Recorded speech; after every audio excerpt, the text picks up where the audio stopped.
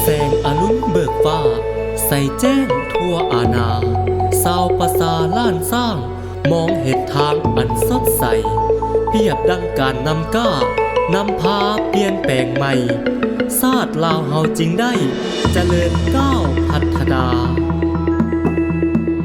วัฒนธรรมเฮาเอกอ้างลาวแดนจำปาคำเอกลักษณ์เฉพาะอันโดดเด่นในภาคพื้นชาวโลกต่างยกย่องห้องว่าลาวอันดับหนึ่งดึงเอาแขกต่างชาติเข้ามาเที่ยวชม2018 นี้เป็นปีมหาไสยภาครัฐกำหนดให้เที่ยวลาวทั่วชาติดอกจำปาจิงอ้าบ้านเข้าประสานแทนร่วมฉลองทั่วเขตแคว้นต้อนรับปีท่องเที่ยวลาวขอเชิญบรรดาทานร่วมเฉลิมฉลองปีท่องเที่ยวลาว2018ไปพร้อมกับโรงเรียนประถมศรีบุญเฮืองในบทฟ้อนที่มีชื่อว่าจำปาบานประสานเสียงแคน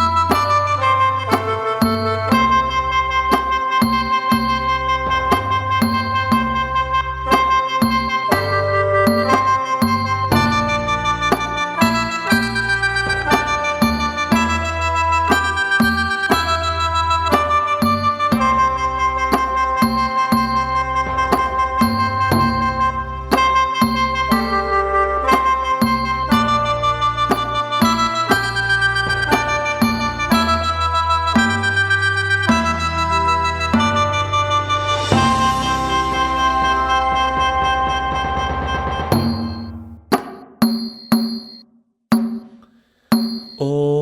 เมืองลาวล้านสามสุด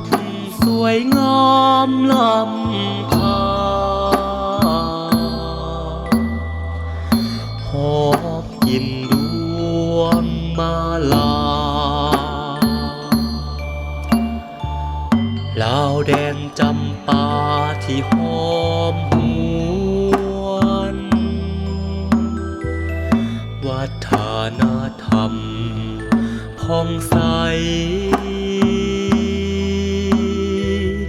น้ำใจประสาอ่อนหวานฮีดของมีมายาวนานดอกจำปาบานประสานเสียงแคนดอกจำปาบานประสานเสียงแคนเสียงแคนเสื้อสาดลาวแห่งแดนจำปา